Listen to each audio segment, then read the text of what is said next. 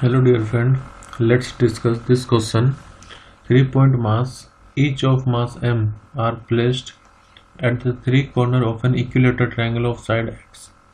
Find the resultant force acting on any one particle at the corner.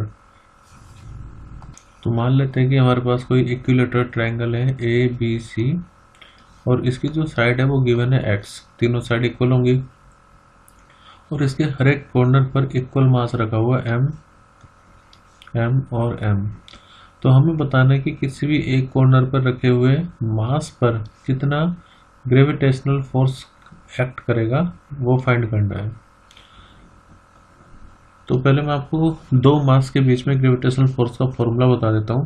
F equal to होता है G m1 m2 upon में r square. मान लो दो मास है m1 और m2 और उनके बीच में सेपरेशन अगर r है तो उनका के बीच में लगने वाली जो ग्रेविटेशनल फोर्स है it will B gravitational constant is g product of the masses और इनवर्सली डिपेंड करता है उनके बीच के सेपरेशन के स्क्वायर पर।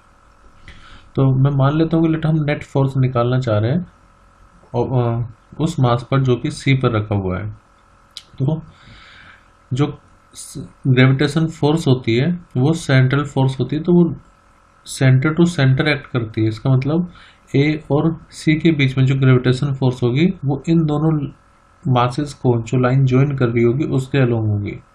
इसके अलावा जो ग्रेविटेशनल फोर्स होती है वो हमेशा अट्रैक्टिव होती है नेचर में। तो इसका मतलब ये हुआ कि अगर मैं ऑब्जेक्ट C को देखूं तो इस पर जो ग्रेविटेशनल फोर्स लगेगी ड्यू टू A तो वो लगेगी इस तरफ, मतलब कि ऑब्जेक्ट A ऑब्जेक्ट C को अपनी तरफ अट्रैक्ट करेगा।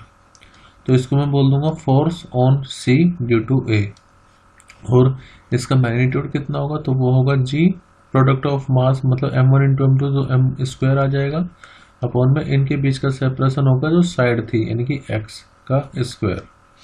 Now the force on C due to mass B।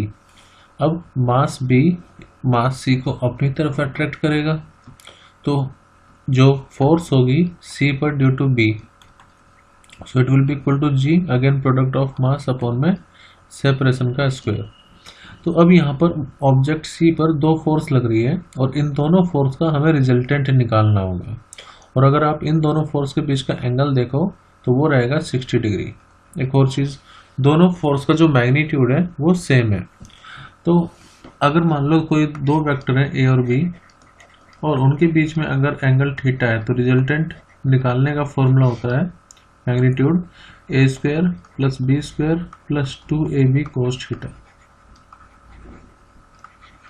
तो ऐसे ही यहाँ पर हम रिजल्टेंट जो फोर्स निकालेंगे मतलब net force so it will be equal to force on object C due to A इसका square plus force on object C due to B का स्क्वायर प्लस 2FCA इंटू में FCB ये CB है into में cos theta और यहाँ पर जो एंगल होगा वो कितना होगा क्योंकि इक्विलेटरल ट्रायंगल है तो एंगल आ जाएगा कोस 60 डिग्री।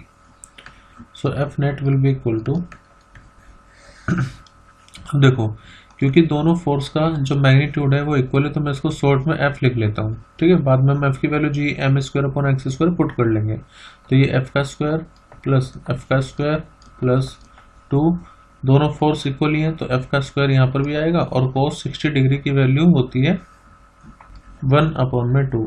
यहाँ से 2 से 2 कैंसिल आउट होगा। सो हमारे पास मिलके F square plus F square plus F square. तो टोटल जो नेट फोर्स होगी it will be equal to 3f का स्क्वायर। तो अगर आप f के स्क्वायर को रूट से बाहर लाओगे तो हमें मिलेगा √3 इंटू में f। अब आप √3f की वैल्यू पुट कर दो जो कि थी G m का स्क्वायर अपॉन में x का स्क्वायर। तो ये नेट फोर्स होगी ऑब्जेक्ट C पर due to object A and B। तो करेक्ट आंसर होगा ऑप्शन 4 √3 G m का स्क्वायर अपॉन में x का स्क्वायर।